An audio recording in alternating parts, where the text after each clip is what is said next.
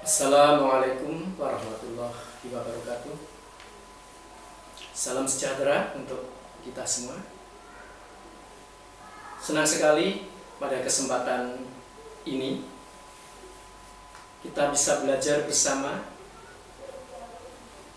materi menulis cerita fantasi, mata pelajaran Bahasa Indonesia kelas 7 semester 1. Materi ini ada pada KD 4.4, yaitu menyajikan gagasan kreatif dalam bentuk cerita fantasi secara lisan dan tulis dengan memperhatikan struktur dan penggunaan bahasa.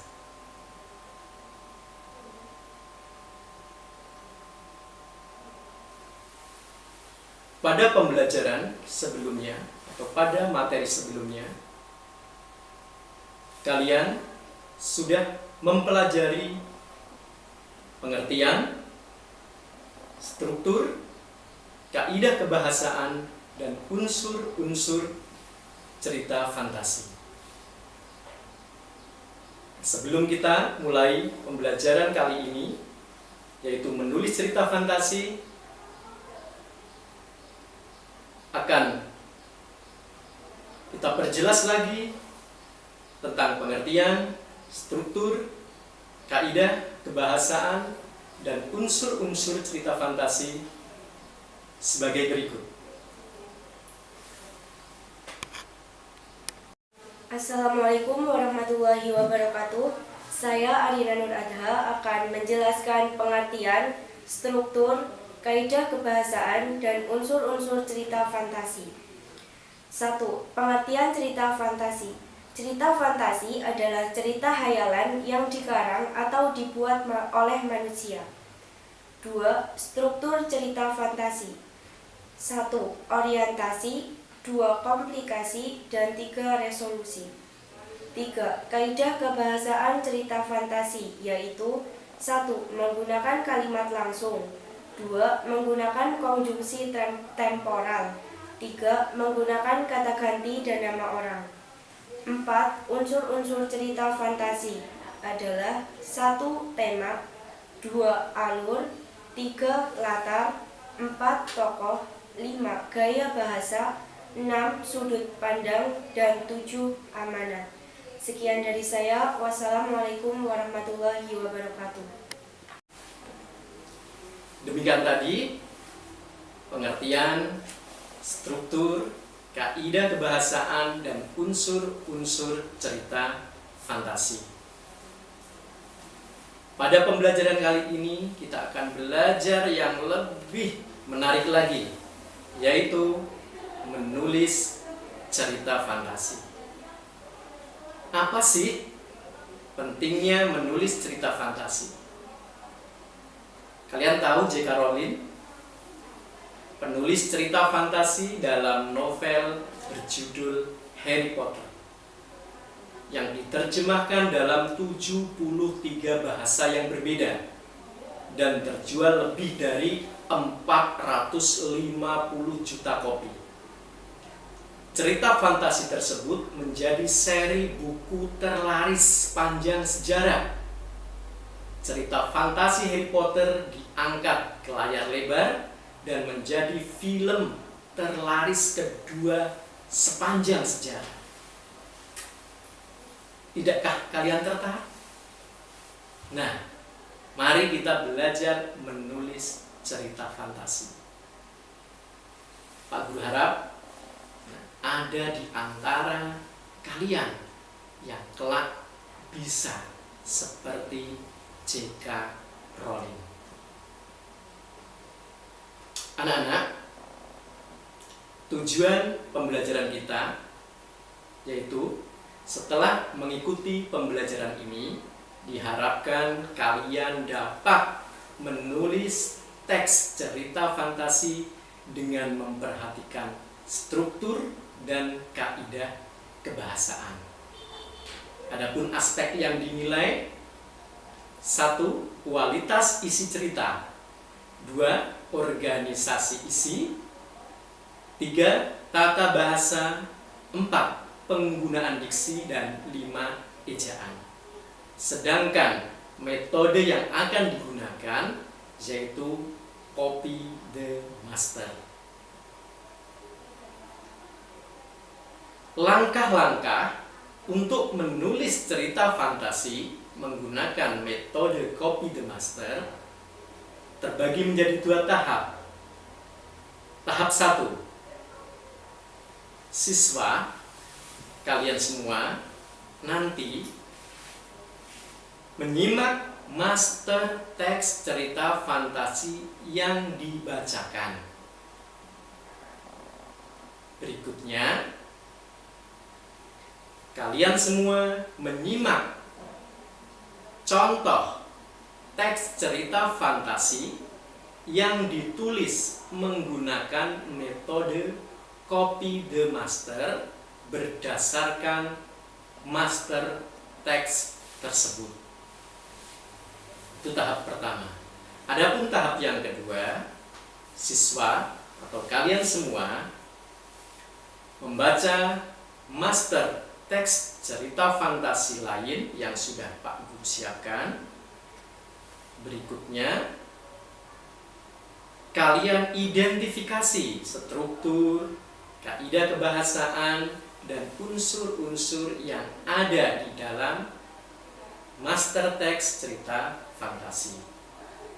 Dan langkah yang terakhir, kalian sadur atau tulis ulang atau copy master teks cerita fantasi tersebut dengan mengganti beberapa unsur yang ada di dalamnya.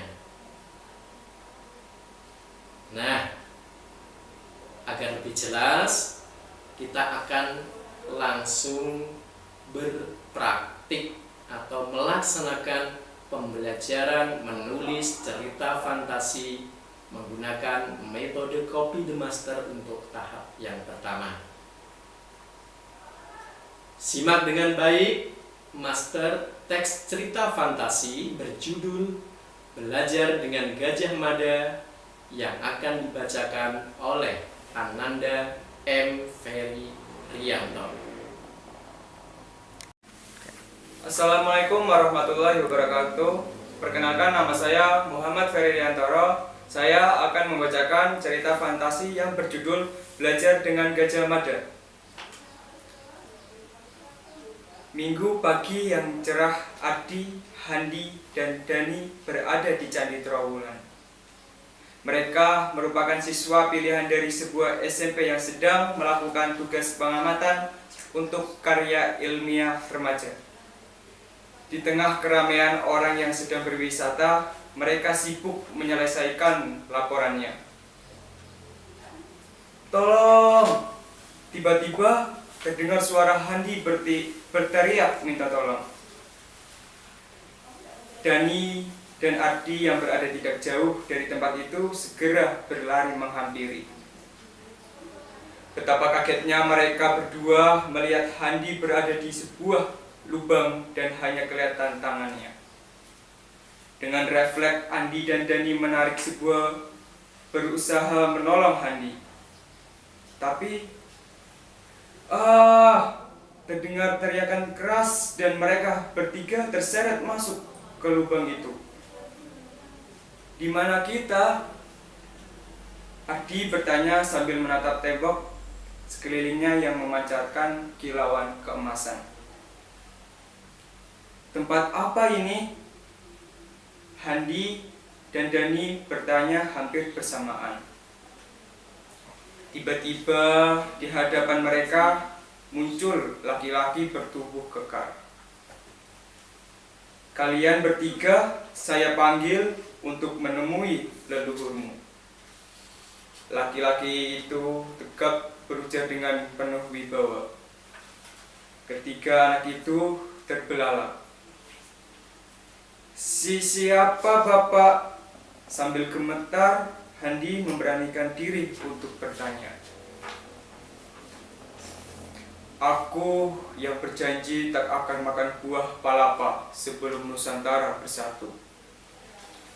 Jawab laki-laki itu dengan mata tajam menatap ke arah 3 anak yang masih ketakutan itu. Gajah Mada, suara ketiganya seperti tercekat. Ya, benar, akulah Gajah Mada yang sejak muda berusaha keras berlatih untuk menjadi orang berguna. Suara laki-laki itu dengan sangat berwibawa.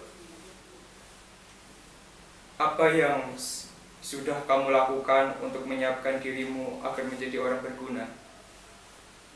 Mata laki-laki itu lekat menatap Handi.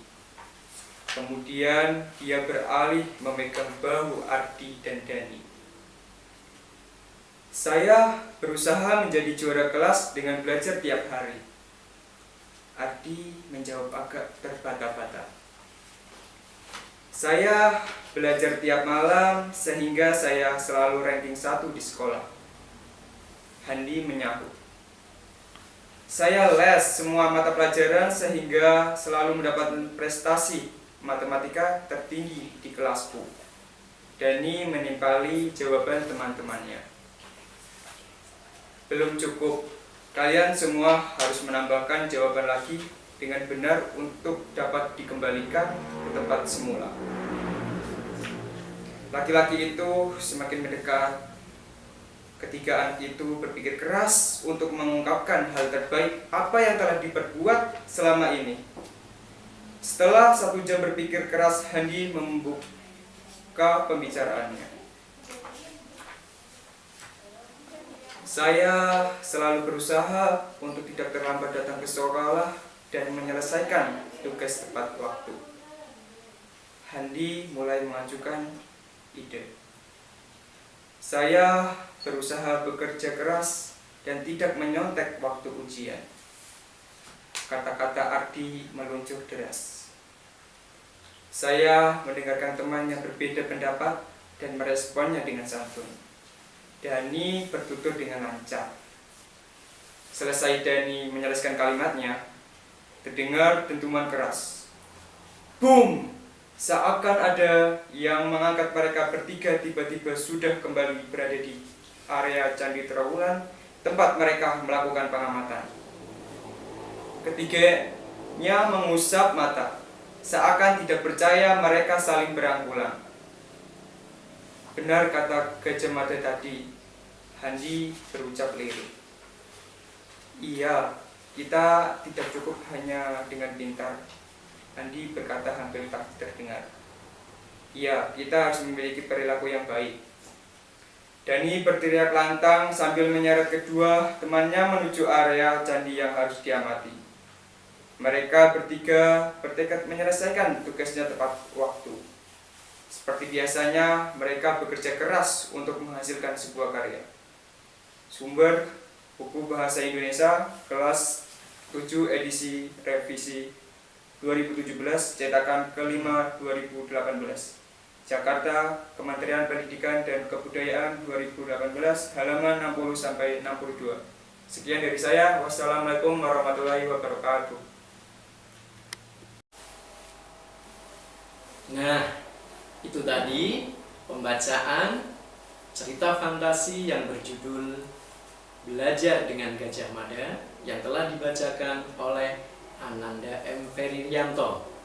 Untuk berikutnya, simaklah contoh teks cerita fantasi berjudul Tauladan dari Sang Dewi yang ditulis menggunakan metode copy the master berdasarkan teks cerita fantasi Belajar dengan Gajah Mada. Akan dibacakan oleh Ananda Anissa Nurul Hidayah. Assalamualaikum warahmatullahi wabarakatuh. Nama saya Anissa Nurul Hidayah akan membacakan cerita fantasi yang berjudul Tauladan dari Sang Dewi karya Aris Margono. Minggu pagi yang cerah, Intan, Aisyah dan Farida berada di pantai Laguna, sebuah tempat wisata pantai dengan deburan ombak dan rimbun pohon cemara laut, serta laguna berair jernih nan tenang, tempat para wisatawan bermain air naik perahu, atau bermain sepeda air. Mereka bersama teman sekelas dari SMP Negeri 1 Mirit sedang melakukan tugas pengamatan untuk menulis puisi keindahan alam. Di tengah keramaian orang yang sedang berwisata, mereka sibuk mengambil gambar dengan kamera handphone dan membuat catatan di lembar pengamatan. "Tolong!" Tiba-tiba terdengar suara Farida berteriak minta tolong. Intan dan Aisyah yang berada tidak jauh dari tempat itu segera berlari menghampiri Farida yang sedang bermain air di tepian laguna, namun airnya dalam. Betapa kagetnya mereka berdua melihat Farida berada di pusaran air dan hanya kelihatan tangannya. Dengan refleks, Intan dan Aisyah berusaha menolong dengan menarik tangan Farida. Tapi, terdengar teriakan keras dan mereka bertiga terseret masuk ke pusaran air itu. "Di mana kita?" Farida bertanya sambil menatap dinding bening sekelilingnya yang di baliknya menampakkan berbagai ikan yang sedang berenang ke sana kemari. "Tempat apa ini?" Intan dan Aisyah bertanya hampir bersamaan. Tiba-tiba di hadapan mereka muncul seorang putri. "Siapa putri?" Sambil gemetar, Farida memberanikan diri untuk bertanya. "Kalian bertiga sedang bertemu dengan leluhurmu." Putri itu berujar dengan pancaran mata penuh kasih sayang. Ketiga anak itu tampak mulai tenang dan hilang rasa takutnya. Putri melanjutkan perkataannya. "Aku Dewi Reksolani yang telah bekerja keras menggali laguna ini sehingga menjadi tempat yang indah agar berguna bagi keturunanku yang ada di Desa Telogo Depok, Telogo Mirit, Telogo Prakoto, dan Telogo Gunung." Dewi Reksolani, suara ketiganya seperti tercekat. "Ya, benar, akulah Dewi Reksolani yang sejak muda selalu berpikir dan bekerja keras agar menjadi orang yang berguna." Suara sang putri terdengar anggun dan berwibawa. "Apa yang sudah kamu lakukan untuk menyiapkan dirimu agar menjadi seorang berguna?" Mata putri itu lekat menatap Farida. Kemudian dia beralih memegang bahu Intan dan Aisyah. "Saya berusaha menjadi juara kelas dengan belajar tiap hari," Farida menjawab agak terbata-bata. "Saya belajar tiap malam sehingga saya selalu ranking 1 di sekolah," Intan menyahut. "Saya les mata pelajaran matematika sehingga selalu mendapat nilai matematika tertinggi di kelasku," Aisyah menimpali jawaban teman-temannya. "Belum cukup, kalian semua harus menambahkan jawaban lagi dengan benar untuk dapat dikembalikan ke tempat semula," ucap sang putri itu semakin mendekat. Ketiga anak itu berpikir keras untuk mengungkapkan hal terbaik apa yang telah diperbuat selama ini. Setelah sekian lama berpikir keras, Farida membuka pembicaraan. "Saya selalu berusaha disiplin, tidak terlambat datang ke sekolah, dan menyelesaikan tugas tepat waktu." Farida memulai mengajukan ide. "Saya selalu membantu orang tua di rumah, tidak pernah membantah perkataannya, dan hormat serta patuh pada mereka," Intan menimpali. "Saya rajin mengaji dan beribadah, serta bersikap baik, ramah dan sopan kepada keluarga, saudara, tetangga, dan teman-teman baik di rumah atau di sekolah," ucap Aisyah melengkapi jawaban Farida dan Intan. Selesai Aisyah menyelesaikan kalimatnya, terdengar deburan air yang keras. Biur! Seakan ada yang mengangkat tubuh mereka bertiga. Tiba-tiba sudah kembali berada di area wisata Pantai Laguna yang berada di Duku Telogo Gunung, Desa Lembu Purwok, Kecamatan Mirit, Kabupaten Kebumen, tempat mereka melakukan pengamatan untuk menulis puisi keindahan alam. Ketiganya mengusap mata. Seakan tidak percaya, mereka saling berangkulan. "Benar," kata sang putri, ucapan Farida sambil menatap mata kedua sahabatnya. "Iya, kita tidak cukup hanya dengan pintar. Intan menimpali dengan percaya diri. Ya, kita harus memiliki akhlak yang baik," Aisyah berucap lembut sambil mengamit lengan kedua sahabatnya. menggandengnya berjalan beriringan menuju tepi pantai untuk mengambil keindahan alam ciptaan Tuhan. Seperti biasanya, mereka bekerja keras untuk menghasilkan sebuah karya. Sekian dan terima kasih. Wassalamualaikum warahmatullahi wabarakatuh. Waalaikumsalam. Nah, itu tadi pembacaan teks cerita fantasi berjudul Tauladan dari Sang Dewi yang telah dibacakan oleh Ananda Anissa Nurul Hidayah. Berikutnya kita akan lanjutkan pembelajaran menulis cerita fantasi menggunakan metode Copy the Master tahap kedua. Anak-anak, setelah kalian menyimak pembacaan master teks cerita fantasi yang berjudul Belajar dengan Gajah Mada dan cerita fantasi Tauladan dari Sang Dewi, sekarang kalian sudah mempunyai gambaran bagaimana cara menulis cerita fantasi menggunakan metode Copy the Master. Tidak sulit, bukan? Nah, penulis menyadur cerita fantasi Belajar dengan Gajah Mada menjadi cerita fantasi Tauladan dari Sang Putri dengan mengganti unsur tokoh dan latar. Sekarang kalian simak master teks cerita fantasi berjudul Ruang Dimensi Alpha yang akan dibacakan oleh Ananda Anissa Zulfa Tuzahra. Lalu kalian sadur teks cerita fantasi tersebut dengan mengganti beberapa unsur yang ada di dalamnya. Silakan dengarkan dulu pembacaan teks master cerita fantasi yang berjudul Ruang Dimensi Alpha oleh Ananda Anissa Zulfa Tuzahra. Assalamualaikum warahmatullahi wabarakatuh. Perkenalkan, nama saya Anissa Zulfa Tuzahra. Saya akan membacakan cerita fantasi yang berjudul Ruang Dimensi Alpha, karya Ratna Juwita.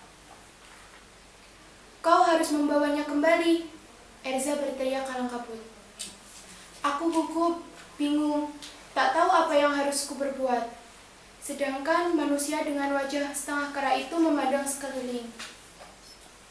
Manusia purba itu menemukanku ketika aku memasuki dimensi alfa. Tanpa kusadari, ia mengikutiku. Manusia purba itu akan mati jika tidak kembali dalam waktu 12 jam. Aku harus membawa dia kembali, teriakku. Elza menghempaskan tubuhnya pada meja kontrol laboratorium dengan kesal. Adi berteriak lantang, "Jangan main-main, Don!" Adi menatapku dengan tajam. Padahal Elza tercekat. Aku tahu, kita tinggal punya waktu 8 jam. Aku terus berusaha meyakinkan sahabat-sahabatku. Jika kamu mengembalikan manusia purba melebihi 8 jam, berarti tamat riwayatmu. Kembali Elza dan Adi menatapku tajam. Aku mengotak-atik komputer Luminaku dengan cepat. Aku memutuskan untuk tetap mengembalikan manusia purba itu. Sistem oke. Manusia purba itu harus hidup. Setiap makhluk berhak untuk hidup. Manusia yang membawanya, aku juga yang harus mengembalikannya. Orang tuaku tak pernah mengajarkanku untuk melarikan diri sesulit apapun masalah yang kuhadapi. Kuklik tombol run pada layar monitor Lumina di depanku dan diikuti gelombang biru mirip aurora memenuhi ruangan. Pagar asteroid terbuka lebar, memberikan ruang cukup untuk kelewati bersama manusia purba itu. Ruangan penuh asap dengan pohon-pohon meranggas. Hampir 8 jam, manusia purba itu tetap memegang tanganku. Kurang 10 menit, aku lepaskan tangan manusia purba. Kujabat erat dan aku lari menuju lorong dimensi alfa. Kurang 10 menit lagi, waktu yang tersisa dan aku masih di lorong dimensi alfa. Aku berpikir ini takdir akhir hidupku. Tiba-tiba ku dengar teriakan keras dan goncangan hebat. Aku terlempar kembali ke laboratoriumku. Alarm berbunyi, gelombang dimensi alfa semakin mengecil. Badanku lemas, akan rontok semua sendiku. Aku menengadah dan kulihat sahabat-sahabat mengelilingiku. Semua alat di laboratorium ini pecah berantakan. Tinggal laptop Luminaku yang masih menyala. Ardi, maafkan aku. Aku telah merusak laboratoriummu untuk penelitian ini, kataku mengibah.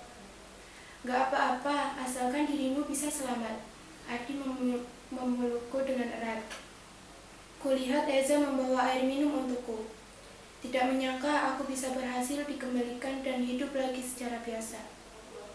Manusia purba itu juga berhasil kembali ke habitatnya pada 500 tahun sebelum Masehi. Aku dapat melihatnya dengan jelas di layar laptop. Manusia purba itu tersenyum sambil melambaikan tangan ke arahku. Sumber buku Bahasa Indonesia kelas 7 edisi revisi 2017, cetakan kelima 2018. Jakarta, Kementerian Pendidikan dan Kebudayaan 2018, halaman 63-65. Sekian dari saya. Wassalamualaikum warahmatullahi wabarakatuh. Bagaimana anak-anak? Ceritanya menarik bukan?